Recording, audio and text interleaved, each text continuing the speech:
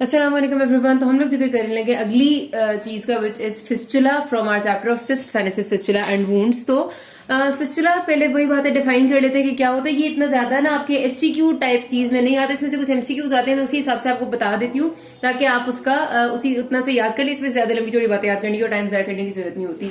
Fistula simply होता है कि ये बात याद रखना और पता होना बहुत ज्यादा जरूरी है। तो जिस तरह हमने साइनस के बारे में बात की थी कि किसी भी एपिथेलियल सरफेस से शुरू होगा लेकिन दूसरी तरफ से ब्लाइंड एंडेड होगा, तो ये सिंपली ये है कि दो एपिथेलियल सरफेसेस के दरमियान में अगर एक एबनॉर्मल कम्युनिकेशन बन जाती है तो वो फिस्टुला होता है। उसका क्या मतलब है?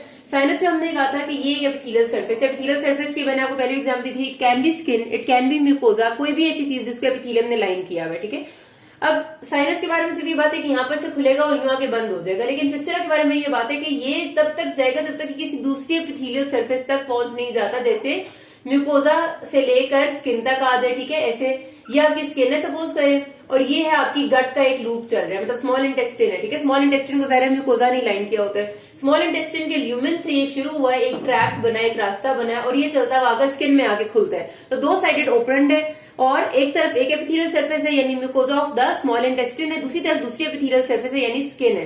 तो इसको हम कहते हैं फिस्टुला।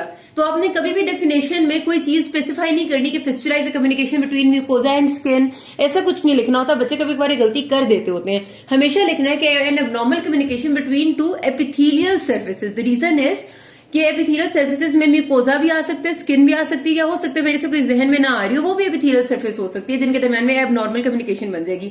अब ये कम्युनिकेशन कैसे बनेगी? बनेगी बिल्कुल वैसे ही जैसे साइनस बना था। जैसे क्रॉनिक इन्फ्लेमेशन है, ग्रेनुलेशन टिश्यू से लाइंड है, क्योंकि ऐसे ऐसे एक इन्फ्लेमेटरी प्रोसेस चल रहा था, ग्रेनुलेशन टिश्यू डिपॉजिट होता गया, और ये पूरा ट्रैक सा बन गया और दूसरी तरफ जाकर ये खुल भी गया।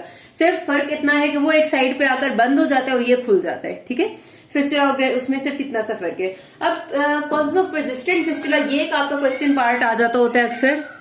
तो उसमें बुक में बड़ा अच्छा डोगर में लिखा हुआ है फ्रेंड का निमोनिक, कि उससे आप याद रख लेंगे। ये आपसे ना क्वेश्चन में पूछते होते हैं। ठीक है, परसिस्टेंट फिस्टुला के कॉजेज क्या क्या होते हैं, क्यों फिस्टुलास बनते हैं, तो वो ठीक नहीं होते। सबसे पहली चीज है फॉरेन बॉडी।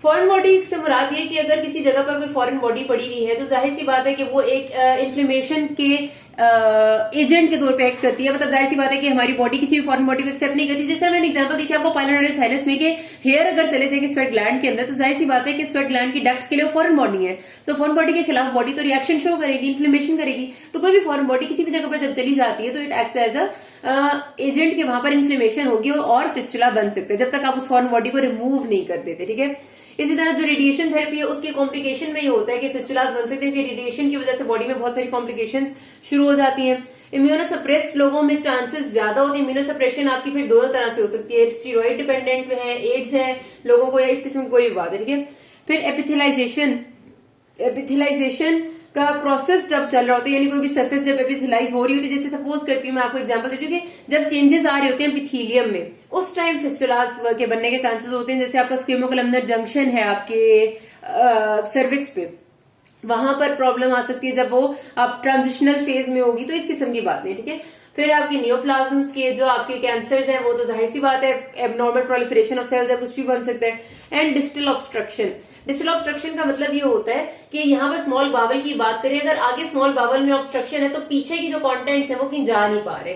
वो जब सपोज ये मेरा अभी बिल्कुल ठीक है स्मॉल बावल का लूप, आगे ऑब्स्ट्रक्शन है तो ये जो पीछे कॉन्टेंट्स है कहीं ना कहीं तो जाना है। जब ये कहीं ना कहीं जाने का सोचते हैं तो कहीं ना कहीं पर रास्ता बनाने की कोशिश करते हैं और फिर वो रास्ता एक फिस्टुला ट्रैक के तौर पर भी बन जाता होता है। ठीक है जी, तो जब भी फिस्टुला आएगा आपके पास ना एमसीक्यू में बहुत ज्यादा आता है ये फिस्टुला, तो आपको ज्यादातर वो आप इंटेरोक्यूटेनियस फिस्टुला के बारे में बता रहे होते हैं कि स्किन एक इस तरह से सिनेरियो आता है कि एक बंदा आपके पास आया है, वो आपको प्रेजेंट किया, वो आपको इस तरह से बताते हैं कि उसकी सर्जरी हुई थी, कोई लेप्रोटमी बताएंगे या फिर अपेंडेक्टमी बताएंगे या फिर वो कोलिसिस्टेक्टमी बताएंगे, कोई भी एब्डोमेन की सर्जरी बता देंगे। सर्जरी हुई है वो आपके पास प्रेजेंट की है कि उसकी पेन भी है और उसको एक ड्रेनिंग सस का उसके जो वुंड है वहां से ड्रेनिंग भी हो रही है। कभी कभार इस तरह बताते हैं, ये तो चलो वुंड इन्फेक्शन में भी आता है। कभी वो कहते हैं कि अभी पेशेंट की सर्जरी हुई थी आज से 6 महीने पहले, अब वो प्रेजेंट की एक छोटी सी ओपनिंग है जिसमें से पस ड्रेन होती है। तो बताइए क्या हुआ है? पोस्ट सर्जिकल जो आपकी होती है ना, मतलब सर्जरी के बाद, खासतौर पर एब्डोमेन की सर्जरी के बाद जो भी आपका एब्डोमिनल स्ट्रक्चर है जिसमें आपका ड्यूडेनम, जेजुनम, आइलियम, कोलन और रेक्टम ये आ जाते हैं। ठीक है, सारे के सारे जो मैंने बोले हैं, इनके वॉल से लेकर स्किन तक फिस्टुला बनना बहुत कॉमन है और इस फिस्टुला को आप इंटेरोक्यूटेनियस फिस्टुला कहते हैं। ठीक है, पोस्ट सर्जरी ये बहुत ही कॉमन सी बात है क्योंकि पोस्ट सर्जरी बहुत सारे ऐसे फैक्टर्स होते हैं कि कोई वो ट्रॉमा जो है वो ज्यादा गलत जगह पर हो गया, या कोई इन्फ्लेमेटरी बाउल डिजीज थी, रेडिएशन थी। तो मतलब ये कि कोई भी ऐसी कंडीशन हो सकती है, सपोज जिससे मैंने आपसे कहा कि कोई आपको ड्यूरिंग सर्जरी रेडिएशन देने की जरूरत पड़ी, या फिर हो सकता है कि ट्रॉमा ऐसा हो गया था कि आपने किसी एपिथेलियल सरफेस को डैमेज कर दिया, वहां इन्फ्लेमेशन चलती रही और बाद में फिस्टुला बन गया। तो इस तरह से सर्जरी के बाद फिस्टुलास बनना, इंटेरोक्यूटेनियस फिस्टुला बहुत कॉमन सी बात है, ज्यादातर सिनेरियो में ये आता है। उसके बाद वो आपसे या तो इन्वेस्टिगेशन या उसकी मैनेजमेंट के बारे में कुछ ना कुछ पूछ रहे होते हैं। तो एक तो आपने ये बात याद रख ली, जब भी इन्वेस्टिगेशन आती है ना फिस्टुला की, तो एक तो होती है कि जो उसमें से चीज ड्रेन हो रही है, क्योंकि अक्सर फिस्टुलास में से कुछ ना कुछ ड्रेन हो रहा होता है। तो जो भी ड्रेन हो रहा है उस पस की या उस मटेरियल की आपने माइक्रोबायोलॉजिकल एग्जामिनेशन करनी है। मतलब आपने उसको जाहिर सी बात है स्लाइड बना के देखना है कि वो मटेरियल क्या है। अगर सपोज इंटेरोक्यूटेनियस फिस्टुला है, यानी एब्डोमेन पे कोई फिस्टुला बना हुआ है और उसके मटेरियल को आप चेक करते हो और आपको इंटेस्टिनल कंटेंट्स मिलते हैं, मतलब ये कि जो आपका इंटेस्टिन के अंदर मटेरियल होना चाहिए, जो कायम होनी चाहिए इंटेस्टिन के अंदर, स्मॉल इंटेस्टिन में कायम होती है ना, तो अगर वो कायम यानी कि जो पार्शली डाइजेस्टेड और लिक्विडी सा मटेरियल है, उस किस्म की चीज ड्रेन होकर मिल रही है, आपको पता चल रहा है कि इंटेस्टिनल कंटेंट्स, इसका मतलब इंटेरोक्यूटेनियस फिस्टुला है, तो उसके माइक्रोबायोलॉजिकल एग्जामिनेशन से आपको पता चल जाता है। अच्छा, उसके बाद दूसरी काम इंपॉर्टेंट ये है कि आप जो फिस्टुला ट्रैक बना हुआ है उसमें डाई डालेंगे और उसके बाद उसका एक्सरे लेके देखेंगे, या फिर किसी और जो भी आपकी इन्वेस्टिगेशन मोडालिटी है, जो रेडियोलॉजी की मोडालिटी है, उससे चेक करें। ज्यादातर एक्सरे से ही देखते हैं कि वो डाई कहाँ कहाँ जा रही है, इसको कहते हैं फिस्टुलोग्राम, वही ट्रैक को पूरा देखना। और एमआरआई आपको डिटेल्ड एनाटॉमी उसकी दिखा देती है। तो हर तकरीबन फिस्टुला के लिए ये इन्वेस्टिगेशंस आर फाइन।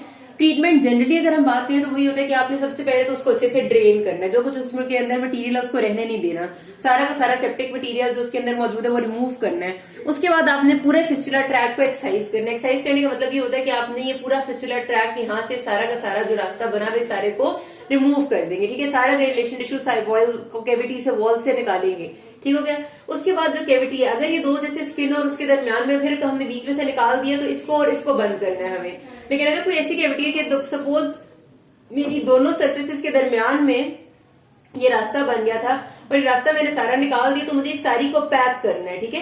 पैक करना है आपने इसको अच्छे से, और इसको हील होने देंगे खुद ब खुद। पैकिंग मटेरियल ऐसा होना चाहिए जो डिसॉल्व हो जाए और ग्रेनुलेशन टिश्यू से आहिस्ता आहिस्ता पूरा ट्रैक बंद हो जाएगा, ठीक है। और ये होती है जनरल इसकी ट्रीटमेंट। इंटेरोक्यूटेनियस फिस्टुला में आपने याद रखना है कि 3 चीजों का ट्रायड बड़ा इंपॉर्टेंट है। कि आपके पास जब फिस्टुला बन जाता है ना, तो एक तो उस फिस्टुला में इन्फेक्शन होता है जिसकी वजह से सेप्सिस बॉडी में फैलता है। दूसरा, वो बंदा मेल न्यूट्रिशन का शिकार हो रहा होता है, क्योंकि उसकी जाहिर सी बात है चीजें ड्रेन आउट हो रही हैं, अंदर नहीं जा रही, खाना वाना सही से लग नहीं रहा। और तीसरा, इलेक्ट्रोलाइट एब्नॉर्मेलिटीज या इलेक्ट्रोलाइट इम्बैलेंसेस, ठीक है। तो ये तीनों चीजें जो मिलकर बनाती है ना, ये ट्रायड होता है इंटेरोक्यूटेनियस फिस्टुला का। ये भी आपसे एग्जाम में पूछते होते हैं, ये आपने याद रखना है।